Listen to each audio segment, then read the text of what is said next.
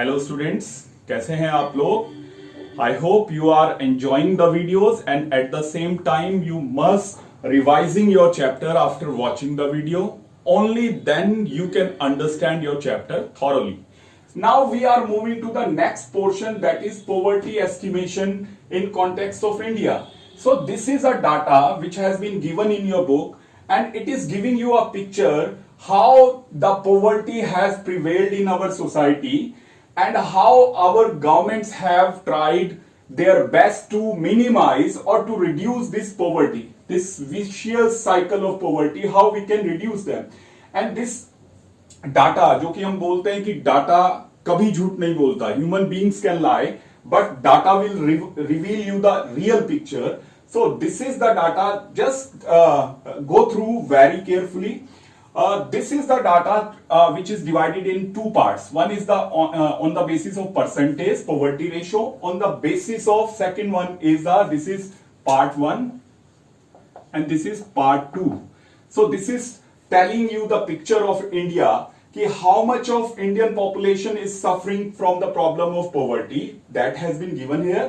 और यहाँ पे वो जो परसेंटेज है उसको नंबर में कन्वर्ट कर दिया गया, सीधा आपको पॉपुलेशन बताई है. Just see 1993, 94, 2004, 5 and 2011 and 12. और हम रिसेंट को भी एक थोड़ा सा डिस्कशन करेंगे. आप ये देखिए कि after the independence when Britishers left us, they completely exploited all our resources, drained the resources of India to their country. तो वो हमें बिल्कुल निचोड़ के गए थे, बिल्कुल एक्सप्लॉइट करके. तो उस वक्त हमारी कंडीशन बहुत पुअर थी. More than half, 3/4 of the population was living below poverty line. But in 1993-94 if we talk about percentage, तो इंडिया में 1993-94 में, इसका मतलब लगभग 26-27 years back, 44.3% of the total population of India that was living below poverty line. ये जो आपके पास ये है 44.3, इसको 45% मानिए, ये below poverty line थी. And 55% of the population was above poverty line. अगर हम इसको फर्दर और डिटेल में चेक करें तो रूरल एरिया में कितने लोग बिलो पॉवर्टी लाइन थे और अर्बन एरिया में कितने थे. तो in rural area 50%, almost 50.1% population living in the rural area was living below poverty line, where those people in India who were living in the city side area, that in that area poverty was, the poverty percentage was 31.8%. तो इसका मतलब rural area में poverty ज्यादा है as compare to the urban area. That is why people migrate from rural area to urban area. Then 2004-5, after almost 10 years, अगर हम देखते हैं तो हमारा जो 44.3% जो पॉवर्टी परसेंटेज था वो रिड्यूस होके हुआ 37.2%. इसका मतलब हमने पॉवर्टी के ऊपर थोड़ा सा कंट्रोल करने की कोशिश की. Almost 7% population they were taken out, pulled out from the poverty line, below poverty line. और अगर हम इसमें रूरल और अर्बन देखेंगे तो आपको वो डिफरेंस देखने को मिलेगा. और फिर 2011 एंड 12 में अगर हम देखते हैं तो अगर हम अपना टोटल परसेंटेज देखें 21.9%, तो 44 से हम 21.9, दैट मीन ऑलमोस्ट 22%. हमने पिछले 20 साल में, 20-25 साल में अपनी जो पॉवर्टी थी उसको 50% हमने कम कर दिया. 44 से हम उसे ऑलमोस्ट 22% पे ले आए.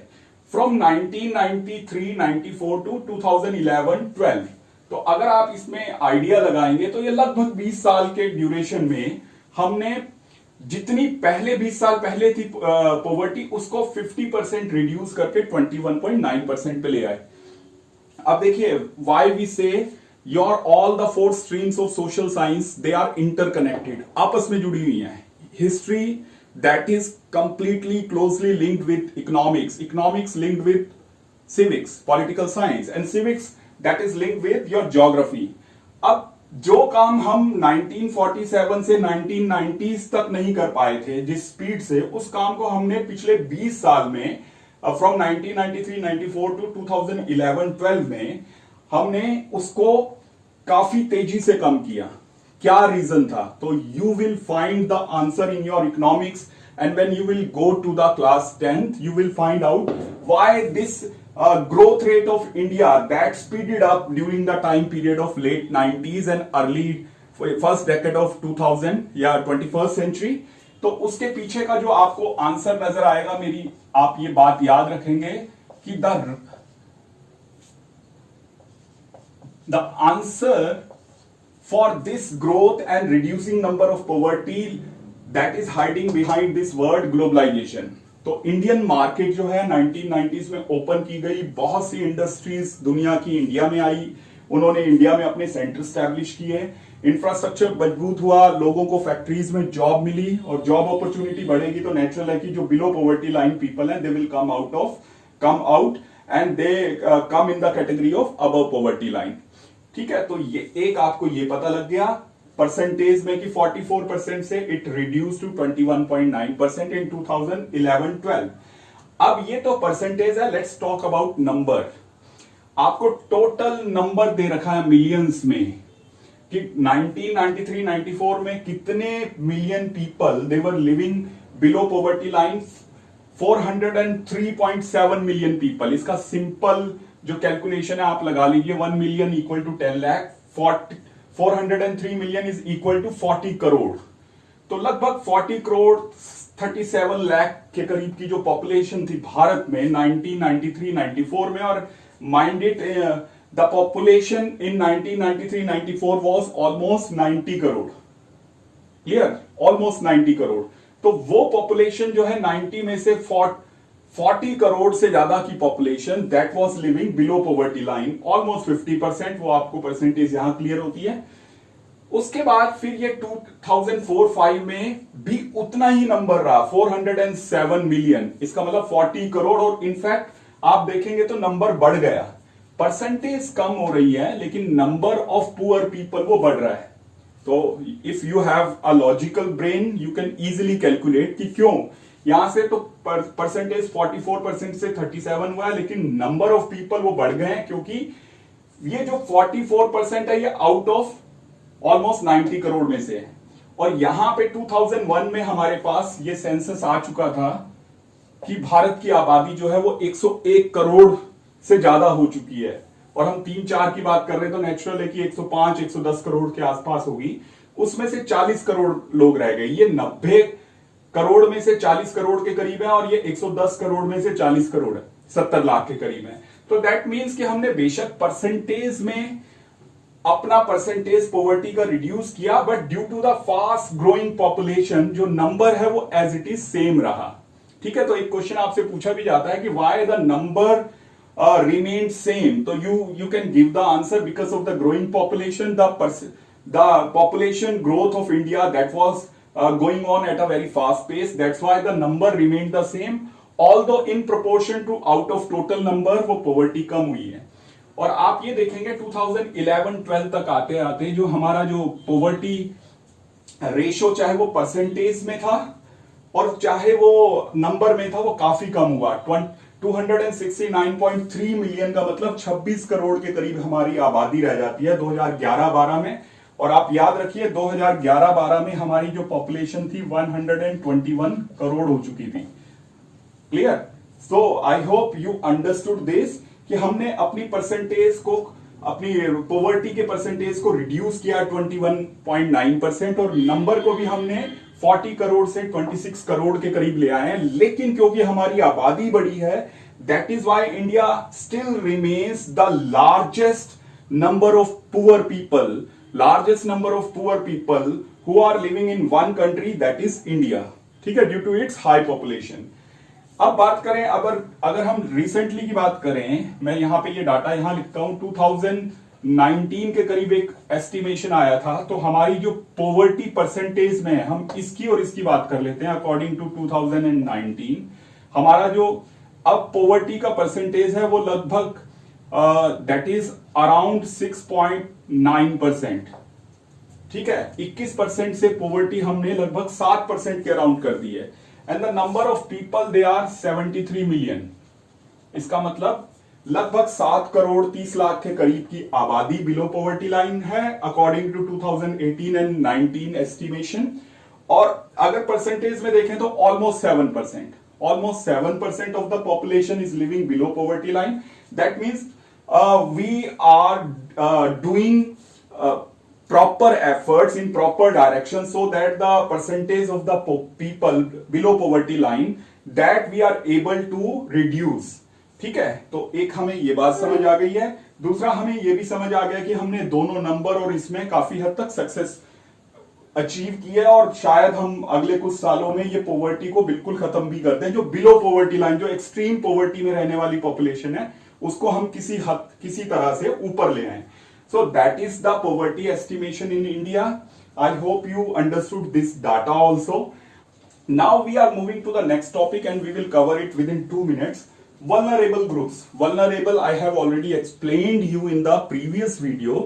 Vulnerable, which are very soft, which cannot face any kind of fluctuation, any tough situation they cannot face. They are easy to destroy. So vulnerable people, the poor people, because they cannot face any fluctuation in the economic life, any tough time, they will have to suffer most. Out of all the people, they have to suffer most. अब ये vulnerable group अगर हम इसको देखना चाहें, so the proportion of the BPL family, below poverty line people, that is not same for all the people living in India. आपने इसमें क्या बताना है? आपसे ये क्वेश्चन पूछेंगे कि who are the vulnerable groups in India who are facing the problem of poverty. So you will explain to you, poverty is a problem, no doubt, but for all the people this problem has different impact, and there are certain communities which have to face more problems of poverty. They are more vulnerable to poverty as compared to the other people living in India. अब इसको हमने आप अगले point में बताएंगे कि these vulnerable group can be divided in 2 categories. This vulnerable group of people, below poverty line people, we can divide them in 2 categories on the basis of social structure, on the basis of economic structure. So on the basis of social structure, we can find out certain social groups, social communities which are facing more problem, which are more vulnerable to poverty. Who are these social groups? तो आपने एक उसके लिए क्या करना है कि 21.9% आपका एवरेज है, और एवरेज ये 2011 के अकॉर्डिंग है, 2011-12 के अकॉर्डिंग जो एवरेज पॉवर्टी रेशियो है 21.9% है। अगर हम सोशल ग्रुप्स में, if we go through the social groups, schedule caste, schedule tribes and backward classes, SCs, STs and backward classes, what we find? The poverty among the scheduled caste, scheduled tribes and the backward classes is more as compared to the national average, which is 21.9%. Among the scheduled caste community people, the poverty ratio is not 21.9%, almost 10% more, 31.5%. Clear? And among the scheduled tribes, this poverty ratio is 45.3%. That simply means if you belong to ST community, then every second family among the ST community that suffers from the problem of poverty. So these communities, out of total social groups, these two social groups and plus backward classes, they are suffering more as compared to the other social groups. And economic groups, on the basis of the economic groups, we have again made 2 subgroups. One is rural area and urban area. Rural area में कौन से economic groups है जहां पे poverty ज्यादा है national average से? In the rural area, the people who are landless, who do not have any land and who are working as agricultural laborer in the lands of other, among them the poverty ratio is almost 40%.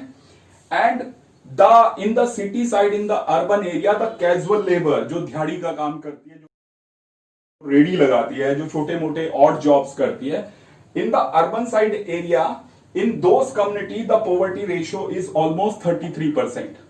So now we have understood on the basis of social communities and on economic basis the poverty ratio is not same.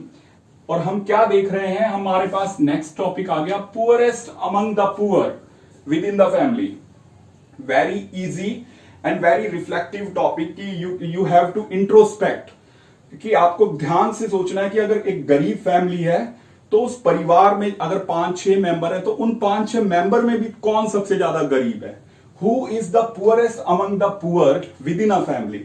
So what we find out कि when we carefully observe, then we find out inequality of poverty या seriousness of poverty within the family is different. Even within a family of a poor person, some members suffer more from poverty as compared to the other members who are equally poor. Who in the poor family all suffers, but some suffer the most. Yeah, some suffer more than the other members. And who are these people who are suffering more than the other members of the family? That has been given to you here: women, elderly people, and the girl child. Women in the family, elderly people, बुजुर्ग लोग, और घर में अगर 2 बच्चे हैं और एक बॉय और एक गर्ल है तो then the girl, they will suffer more than the other members of the family. How they will suffer? As far as the food is concerned or quality of food is concerned, the women in the family, they will be given less food. Because why? Because it is considered that men are the bread earners, उनको बाहर जाके physical work करना है, that's why they require more food. In the same way, if a boy and girl is there and only 1 cup of milk is there, then more milk will be provided to the boy child. Again, I have given you a further detail that although not mentioned in your book, you can see this discrimination in your not in your family, in the family of any poor people, where you can find it out if quality of education is concerned. So first preference is given to the boy child as compared to the girl child. अगर family के पास एक ही बच्चे को school भेजने का amount capital है तो they will prefer to send their boy child rather than to girl child. Girl child will be taught the domestic duties.